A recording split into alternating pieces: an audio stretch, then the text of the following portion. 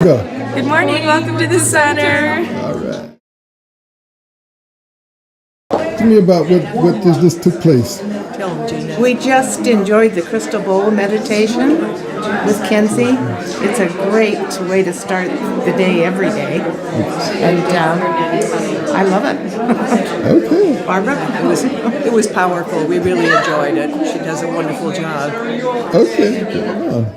I enjoyed the crystal bowl meditation. It was cleansing and harmonic, sometimes a little uncomfortable, but it felt really purifying. What about you? Oh, lovely. I've been to crystal bowl meditations before, and this was wonderful. So I come whenever I can. It's just lovely. This was my first time, Yeah, this is her first time. so thank you. I'm Kenzie Brown, and on the fourth Sunday of every month, I play crystal bowls here prior to the service. It's a wonderful way to set your intention for the day and for the service in which you're about to experience. I bring different bowls according to what I'm told in the morning to bring, what people are going to need. I give a little conversation about what's going on in our time right now, like where the planets are, what we're experiencing along the way, the shifts and the changes, which always helps guide them into a meditation so they can take their own journey on their own magic carpet. And life is amazing. So I look forward to anybody coming. I would love to have you all. We start at 9:15 in the morning, and then service starts at 10. So please come and join me anytime. So let's come to a place of quiet. Gently allow your eyes to close.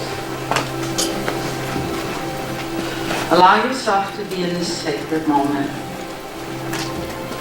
the Center for Spiritual Living. Taking a deep breath. Breathing in and breathing out. Letting go of all the hustle and bustle of getting here. Everything that's heavy on your heart or mind, taking another deep breath and allow it to be. Just let it go. Let all the worries go.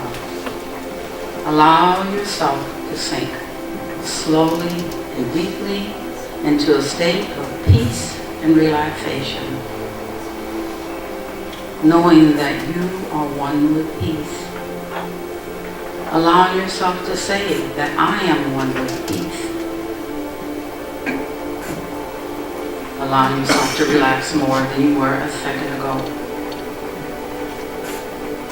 Going deeper within to that place where it is all still, where there is quietness, and where there is peace, and where there is absolute love.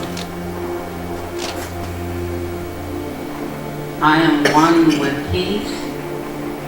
I am one with love.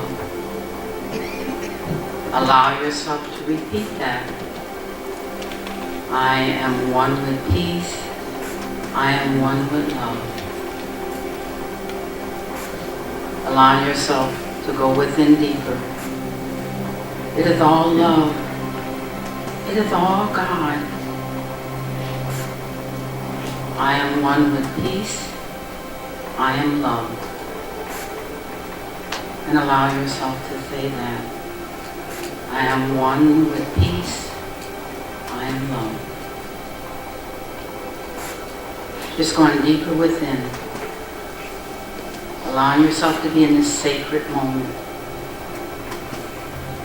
Knowing that in this sacred moment, there is peace, there is love, there is joy, and there is harmony. And you are one with it as you allow yourself to relax into the knowing that today you are one with all this peace, all this love, and all this joy. Allowing yourself to relax more and to go deeper into the quietness.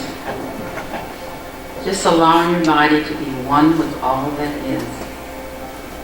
The peace and love and joy within you. Just allowing yourself to sink in more and more. Feeling how comfortable and relaxed your body is.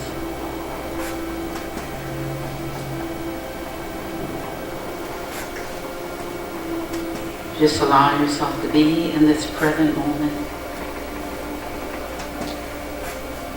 And to know that just for this moment, you are at peace, you are loved, and you have joy.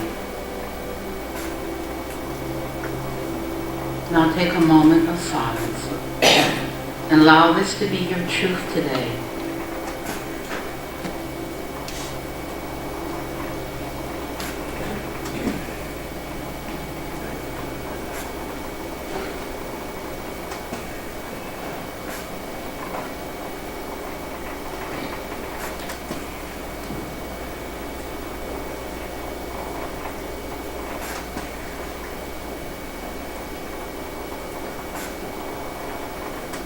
And now, gently allowing yourself to come back to the sacred place.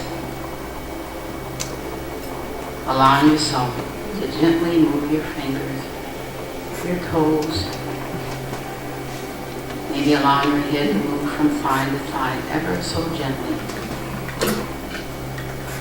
And as you do this, not only give thanks for this moment, but knowing that today is right and perfectly, and you are at peace, you are loved, you are safe, and you have love and harmony flowing through you right here and right now. Have a beautiful day today. It is God's day. Namaste. If it is comfortable for you, please gently close your eyes and allow my words to be your words as I speak in the first person, knowing that there's only one power, one infinite intelligence, that is God. God is peace, God is love, God is joy, God is infinite intelligence. And I know this morning that I am one with that. And I know that everyone that hears my voice this morning is one also. And this morning I know, as I relax into this truth, knowing that I am divinely guided in every area of my life. And so this morning I know that as I release and let go of old thoughts, negativity, resentment, anger, anything that holds me back from my best and highest good, I let it go. It no longer serves my purpose. I know that as I walk and speak the truth, I know that I'm divinely guided in every area of my life. Every area of my life. I know that there is peace and harmony as I speak love and show love to each and every person I come in contact with, today and every day. That there is more peace, there is more love, there is more freedom to be and do as I was chosen to be. An infinite spiritual being made in the likeness and image of God. I walk with this truth every day. It is who I am.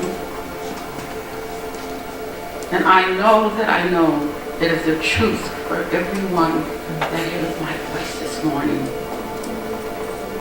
So today, as I know that I'm healthy, whole, and perfect, every cell, every organ of my body works with the flow and love of God flowing through me, knowing that I am perfect, knowing that I am whole.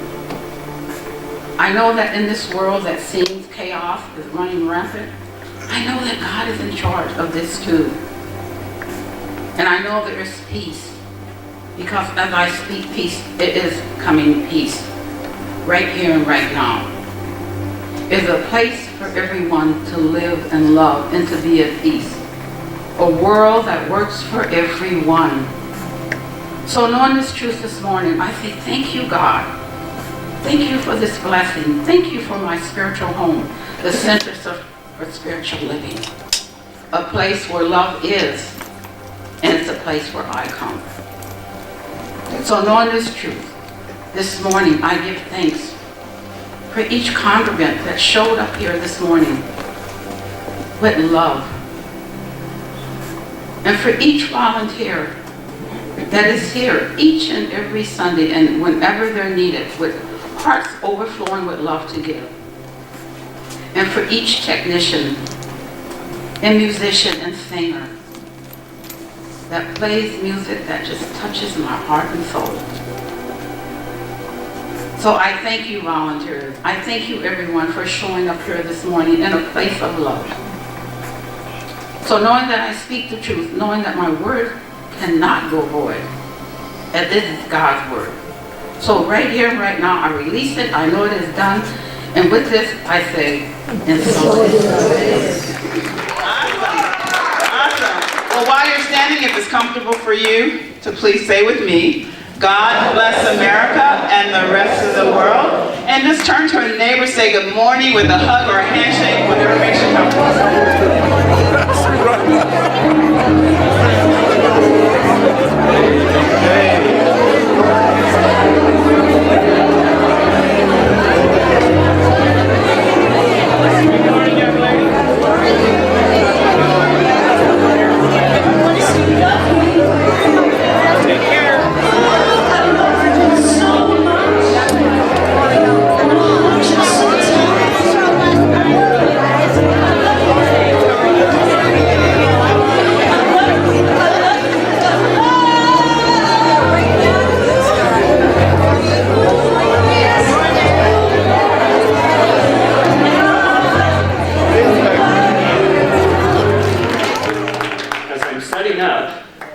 I've worked for MB Energy for 32 years. I think I have called out sick twice. Wow.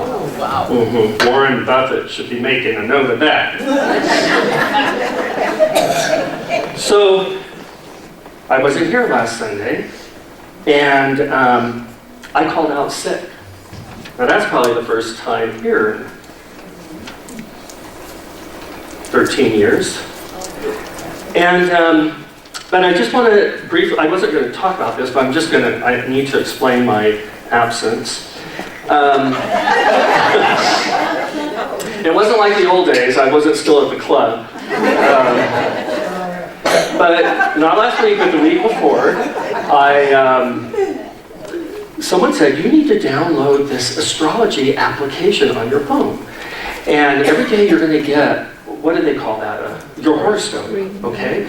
And it's amazing how it's so accurate, and the gems of wisdom that come out of it, and you just need to, so I downloaded it. And it popped up, and it said, the day's horoscope showed up, and it said, Dear Leo, you are burning the candle at both ends. And I said, well, yes, I am. And it said, you know what happens when you do that? That catches up with you. So get ready, because it will arrive in several days. Now, for me, whenever I've burned the candle at both ends and I let it spiral out of control, I typically create something in my physical body. And sure enough, as I read that, I went, oh yes, both ends. Really stressed. You know what? I feel it. It's on its way. I coughed one time Sunday morning trying to get out of bed, and this thing flew out of me. I told Paco, you need to go get a spatula. I think that's a lung. I'm going to need that later. So I'm just saying. So I deleted the app, because be careful what you read, be careful what you listen to, be careful what you come into agreement with. Because you see, thought goes somewhere. thought is not a dead thing. You don't think a thought and it's done. Thought goes somewhere. So that now you understand why I was not here. And we got that all out of the way. And the Revs let me still work here. So the title of my talk today is Thinking Affirmatively. And in preparing for this talk, I was led back to the story of Louise Hay. And as many of you know, Louise Hay was a profound religious scientist. She eventually wrote best-selling books, self-help books, New Thought books, and she became a respected leader in the New Thought movement. And there's so many things I love about Louise Hay. And she continues to be a profound influence on my life and on my spiritual walk. And I love her honesty, and I love her simplicity. And what I love about her is she is an absolutist, just like myself. We're so much alike, Louise and I. But she truly believes in the power of thought. And she absolutely, truly believes that our thought governs every aspect of our lives. And one other thing that I just loved about her, now we don't grow old in this teaching, we just become more seasoned, as we like to say here. But as Louise became more seasoned in life, one of her primary goals was to live gracefully in and through all of the stages of life. And she absolutely did that. She was graceful and exquisite. And now, without a doubt, we know her to be the queen, the guru of affirmations. And I would venture to say that everyone in this room, whether you knew it or not, have either read, heard, listened to, saw one of Louise Hayes' affirmations in your life and may not have even known it. And she believed so much in affirmations. She believed that you should have them pasted all over the house. They should be in the car. They should be in your workplace. And for some, she encouraged us to say affirmation hundreds of times a day because she knew that it often took that kind of due diligence in our thinking to change some of those very deep-seated ways that we think, some of those deep-seated patterns. And then, of course, underlying all of that, she knew that if a person could change their thinking, then their life would change. Their life would change. So, I go back to getting this lead as I'm preparing this talk. And the author wrote one small paragraph summary of Louise's life, her story. And I had heard bits and pieces of her life before, and this little paragraph kind of gave bits and pieces of her life. And I was nudged, I was compelled to go beyond the bits and pieces. So I read chapter 16, entitled My Story, in Louise Hayes' international bestseller, You Can Heal Your Life. And the story is captivating, and it is compelling, and it is relevant. And I really want to share this story with you. So today, what I thought we could do is have a fireside reading with Reverend Dan. So I'm going to sit and we're going to read together. And I wanted to wear my big minion slippers, so I was real comfortable.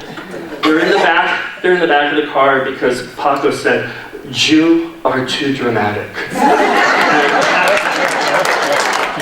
Knock it, you too. The first people I thought of was you. He said, "You are too dramatic, leave these in the car." So anyway, you don't get the big minion slippers. But we're going to sit and have reading time together. Okay, now, here we go. Chapter 16. Kathy, I really need my coffee. Thank you.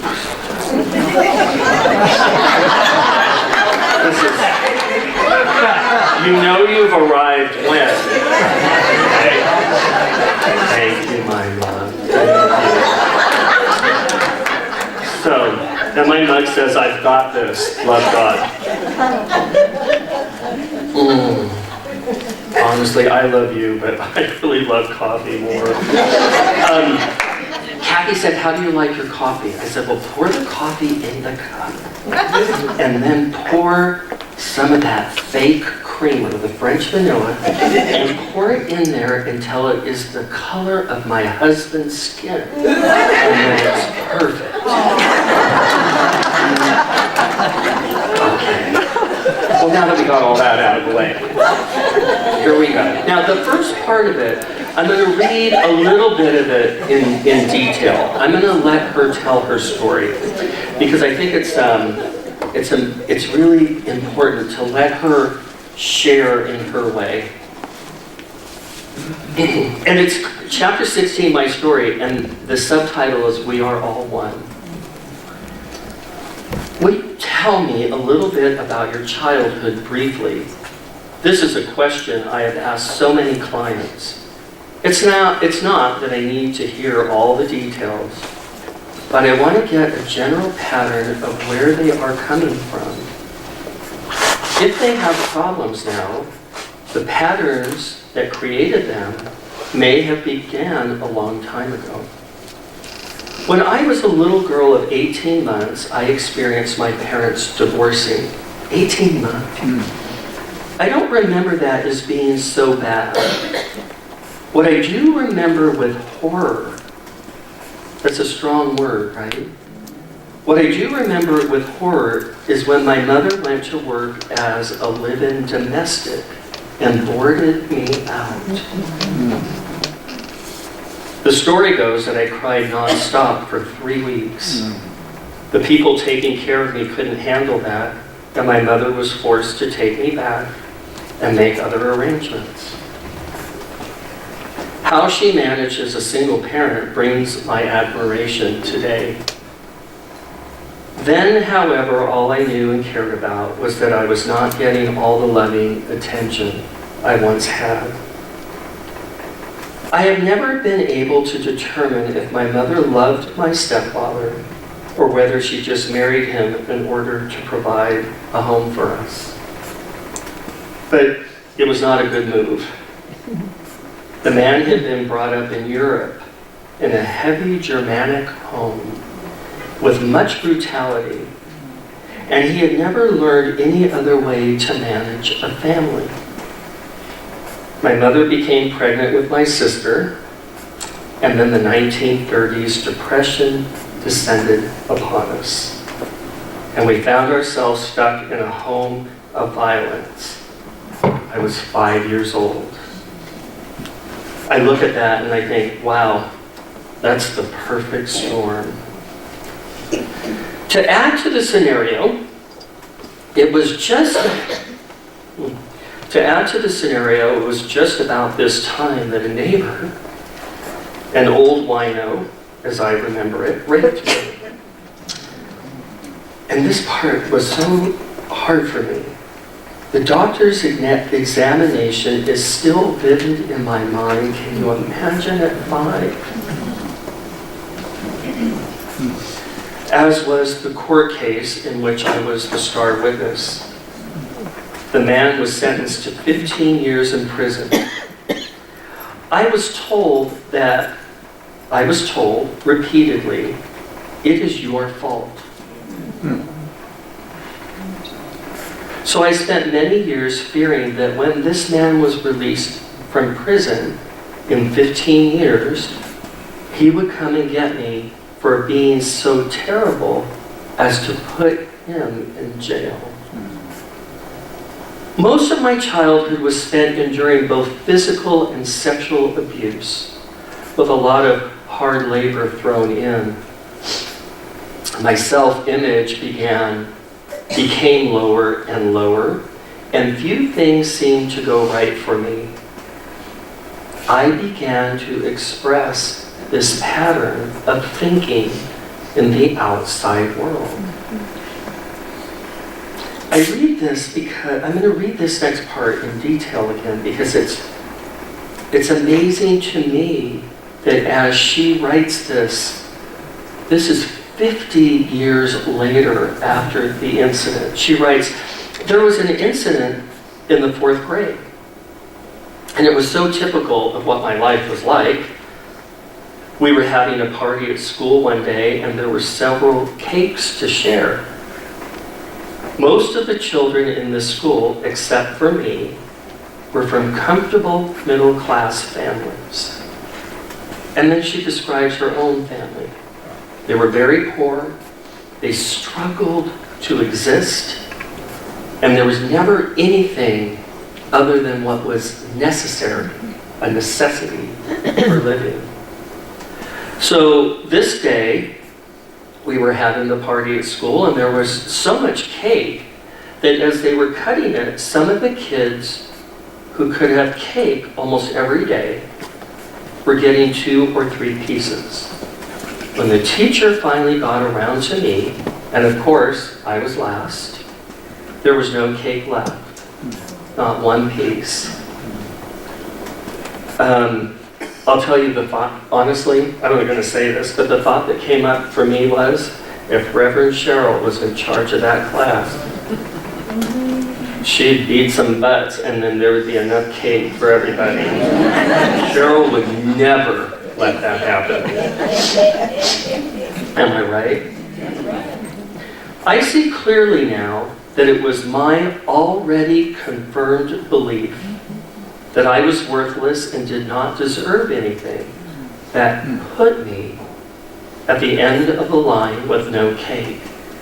It was my pattern.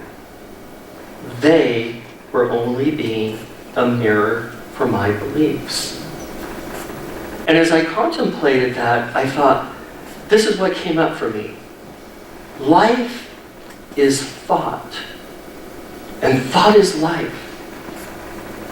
We can never forget that we are surrounded by and we are connected to a law. And this law is infinite in its ability to take our thoughts, our beliefs, good or bad, and to take them and mirror them in our physical world. And then I wrote a little note. As I thought about that more, and I don't mean to give it a negative connotation, but it is almost scary, the power that we have, the power to create. All right, this is a little bit of a downer. I think it's time for a positive Louise Hay affirmation. Russell, number 1. I want everyone to repeat with me. Ready? I am worthy of the very best in life, and I now lovingly allow myself to accept it. Very nice. Very nice. Okay, let's get back to our reading. Okay. When I was 15, I could not take the sexual abuse any longer. And I ran away from home and school. At 15? What courage! And so she goes on to talk about how she got a little waitress job in a little diner. And she started her own life at 15. Oh. I ran away from home once. I got to the end of the corner and I started to think about dinner.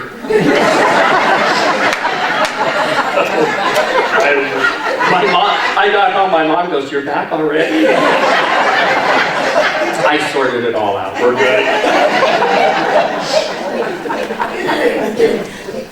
So she starts a new life. But, she says, being starved for love and affection and having the lowest of self-esteem, I willingly gave my body to whoever was kind to me. And just after my 16th birthday, I gave birth to a baby girl. Oh my. I felt it was impossible to keep her. However, I was able to find her a good, loving home. I found a childless couple who longed for a baby. I lived in their home for the last 4 months, and when I went to the hospital, I had the child in their name. We're beginning to see how life gets the way it gets, how life gets to be the way it is. Under such circumstances, I never experienced the joys of motherhood, only the loss and guilt and shame. I left when the child was 5 days old. So we're starting to see a pattern, right? Have you ever met that person that just seems to have really lousy luck? It just goes from one thing to the next, and the next one is worse. But that's the law of attraction. Because you see, the thoughts that we're thinking create what we experience. And the thoughts that we're thinking attract other like thoughts, which create other like experiences. And it just grows, it just mushrooms. After that incident, she had an epiphany, an aha moment. And she said, I immediately went home and said to my mother, who had continued to be a victim, "Come on, you don't have to take this any longer. I'm getting you out of here." She came with me, leaving my 10-year-old sister, who had always been Daddy's darling, to stay with her father. We have a place here called Little Darlings, and in Las Vegas, and I'm not sure it's a great place, and I don't think being Daddy's darling was much better. So she helps her mother get an apartment, she helps her mother get a job, and she sets her mother up. And Louise says, "You know what, I settled the score."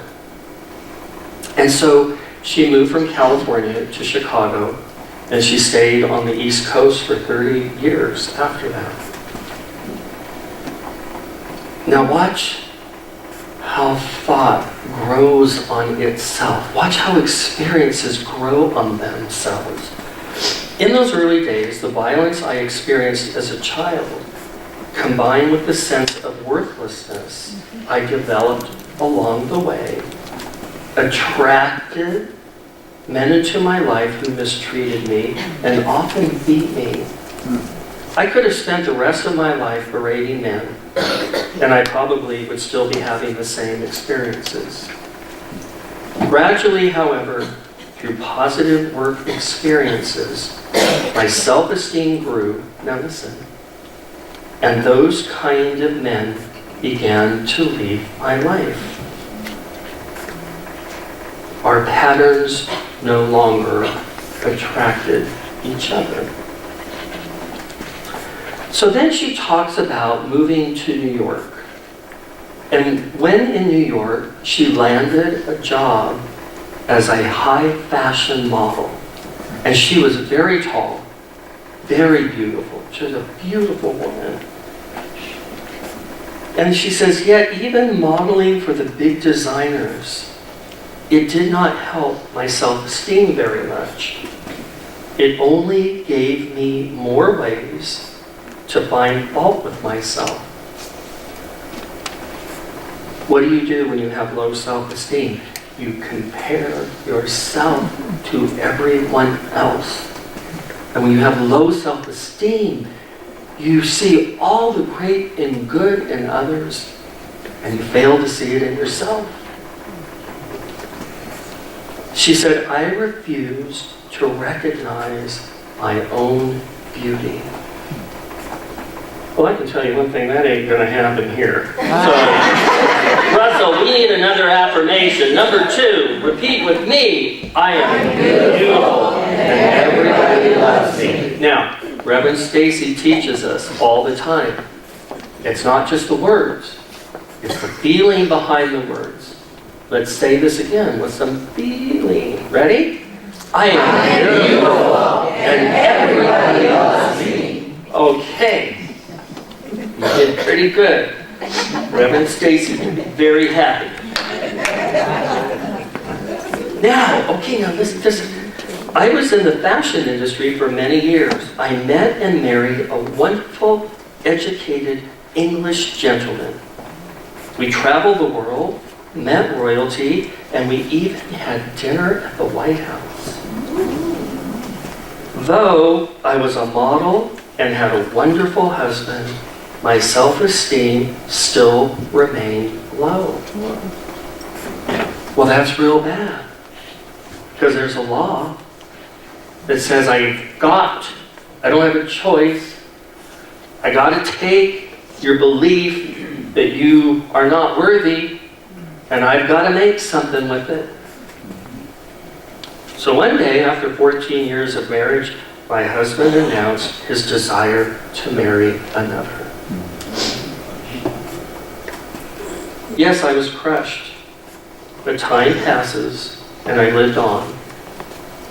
I could feel my life changing, and a numerologist, of all things, one spring, confirmed it by telling me that in the fall, a small event would occur that would change my life. And wait until you hear about this small event, because many of us have had this small event. It was so small that I didn't notice it until several months later. Quite by chance, I had gone to a meeting at the Church of Religious Science in New York City. While their message was new to me, something within me said, pay attention. For some of us, the message was, you are home now.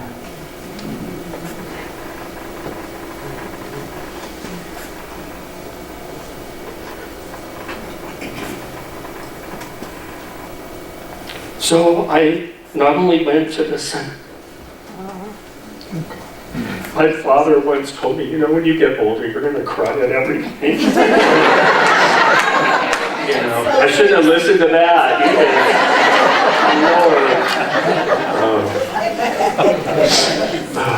Okay. So she started to take some classes. She was going to service. She took some classes, and she said the beauty and fashion world was losing its interest to me. I remember starting to come here, and the clubs and the drugs and the craziness for me started to lose its interest to me. Change your thinking, change your life. The next thing I knew, it was 8 weeks later. All right, 3 years later. But they told me it was only going to be 8 weeks. And I became a practitioner in the Church of the Religious Science. And then she became a minister. And she said, I became very active in the church and its social activities. I began speaking at their new meetings and seeing clients. This quickly blossomed into a full-time career. What a lovely way for that story to end. Oh, snap. That ain't the end, because she has one single line written in the center of the page, and it says this: "Then one day, I was diagnosed as having cancer." Now, the story begins. With my background of being raped at 5 and having been a battered child, it was no wonder I manifested cancer in the vaginal area. Like anyone else who had just been told they have cancer, I went into total panic. Yet because of all my work with clients, I knew that mental healing worked. And here I was being given a chance to prove it to myself. One of the words, by the way, that came along with her diagnosis, you should know, was the word incurable. I also believe that if I could clear the mental pattern that created this cancer, then I would not even need the operation.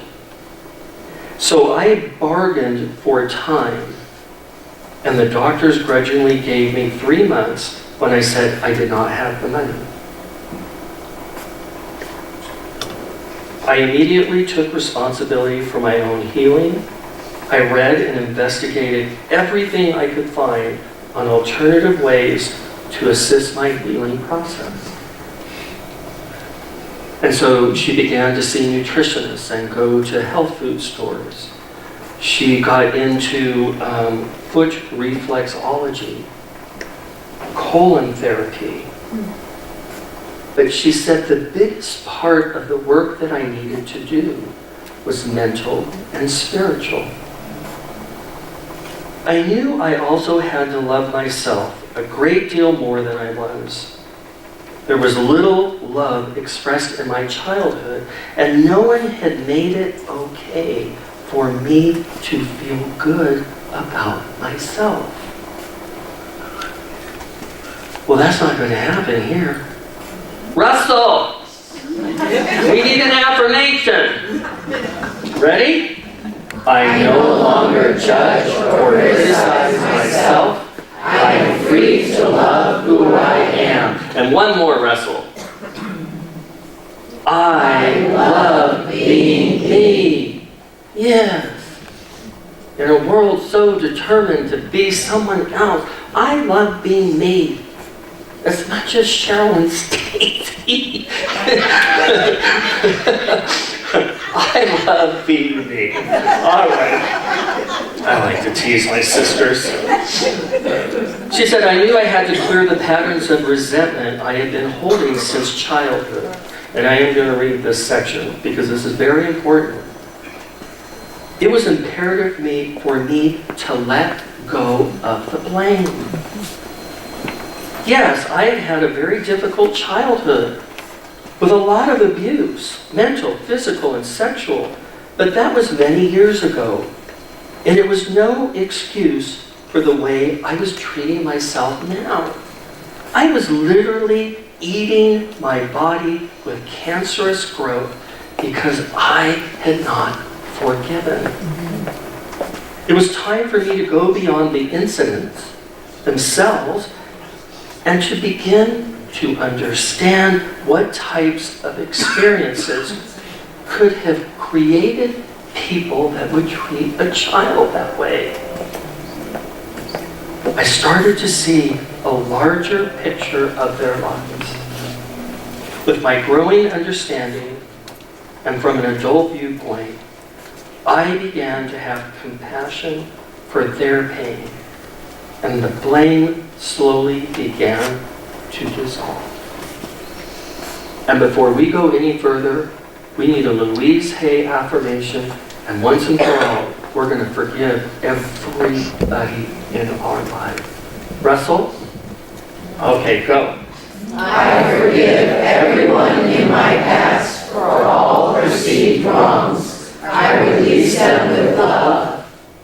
Very nice. All right. She did not have the operation.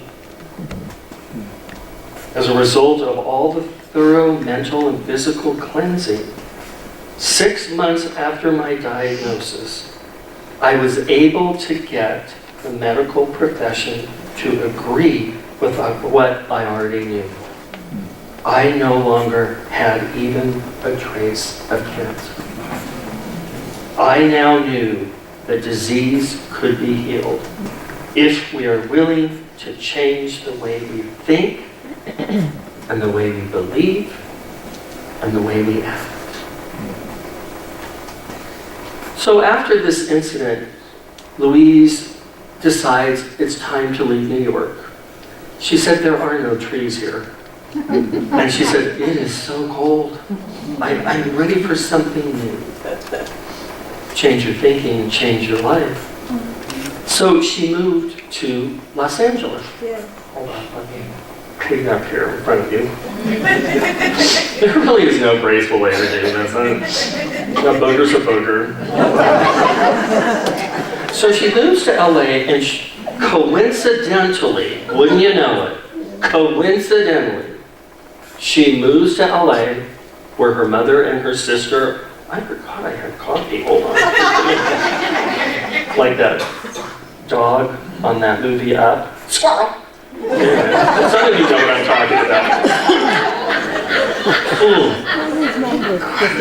That is the best coffee ever. So she moves to California, and what do you know? What a coincidence. Her 90-year-old mother, who's nearly blind and deaf, falls and breaks her back. And for the first time in years, her sister calls her to tell her that her mom has fallen. Not only did my mother break her back, she also broke open the wall of secrecy around my sister. Finally, we were all beginning to communicate. I discovered that my sister also had a severe back problem that impaired her sitting and walking, and which was very painful. So after a month in the hospital, my mother was ready to go home, but in no way could she take care of herself, so she came to live with me. I realized it was lesson time for me once again. Here was an opportunity to clean up a lot of that garbage from childhood. So between my mother and my sister, a whole new adventure began. I learned that when I had rescued my mother so many years ago, my stepfather turned his rage and his own pain against my sister. And then it was her turn to be brutalized. I realized that what started out for my sister to be a physical problem was then greatly exaggerated by fear and tension, plus the belief that no one could help her. As I sat and looked at that, the mother and the sister have back pain. They're showing conditions in their back. In this book, Louise Hay tells us that every physical condition, the cause of it can be found in one's thought. And so if you are experiencing a condition in a particular part of your body, you go to a chart and you look up that body part, and Louise tells us what the probable cause is for that condition. And when we look up back problems, the probable cause is guilt. Listen to this. Stuck in all that stuff back there. Or lack of emotional support, feeling unloved, holding back love. There's no wonder these poor women, it's no wonder they have problems with their back. Life is thought, thought is life. The quality of our lives depends on the quality of our thoughts. These belief systems could create nothing else but problems. The last part. Slowly, the unraveling began, and now today it's still going on. We progress step by step as I provide an atmosphere of safety while we explore various avenues of healing. So Louise writes this book when she's approaching the age of 60. Want to know what happened after she wrote this book in 1984? No. Well, you really want to, because this is the good part of the story. The latest count is she has now sold 50 million copies of this book since 1984. She created a new thought publishing company, Hay House. She was a guest on Oprah's show, and she waited and made the decision to leave this planet last year, nearly 30 years after a diagnosis of incurable. And one last thought, because I am teaching the path to wealth, her net worth when she left was at about $50 million. By the way, religious scientists, there is ability to make money in this teaching for those of you that want a lucrative career in this business. And why shouldn't you? You're teaching the world how to live, and you're teaching the world how to prosper. No reason that religious science ministers and practitioners shouldn't be wealthy. So Louise today reminds us of where our true power is. Louise reminds us it doesn't matter what the diagnosis is. Louise reminds us it doesn't matter how many times, listen, and we all do it. We all do it, come on. We're religious scientists, we read the books, we're real positive, something throws us off track, and then we kind of get negative. Sometimes we're human. Doesn't matter if you stumble. Doesn't matter what it looks like now. Each of us has the power to change it. And the truth of the matter is, we are the only ones that can change it.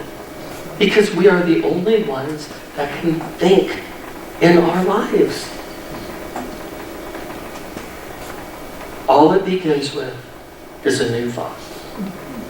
And so we're going to end with one more thought. Where's our last affirmation, Russell? The next one. Ready? I am willing to change. I am willing to release my old patterns and negative beliefs. The power that created me has given me the power to create my new life.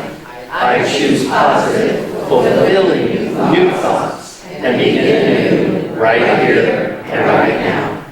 I love you all. I hope you have a wonderful week. Thank you. I would like to ask our ministerial team to please come forward. Any visiting ministers or visiting practitioners? Come on down. I would like to ask our ministerial prayer team, that would be all of our licensed practitioners and practitioner graduates, to please come forward. And you can see who they are, and they're here for you today. They'll just stop them and talk to them. If you would like to leave a prayer request, we have a prayer request box in the hallway. A practitioner will be there with you, and there's one here in the front that says God Pocket. So they're here for you, and so are we. Thank you. Okay, so if you'll stand and connect.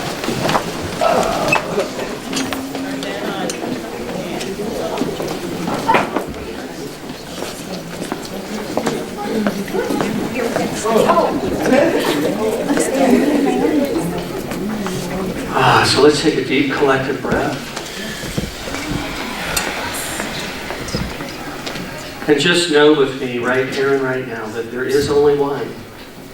There's only one thing happening, and that is God. God expressing its brilliance, its magnificence, as me and as each and every person in this room.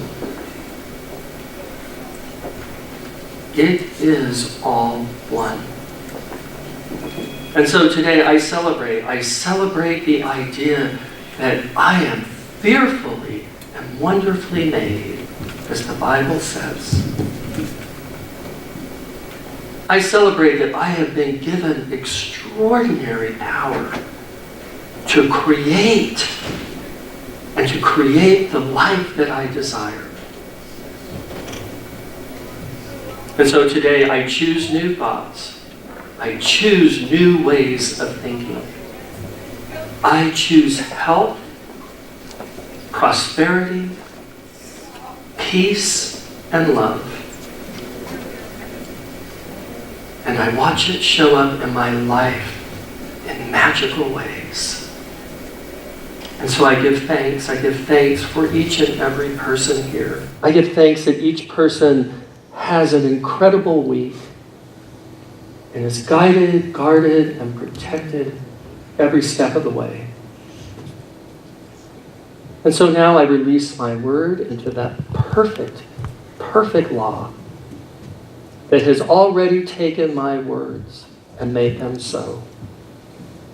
I relax, I let go, I let God, and together we say, and so it is.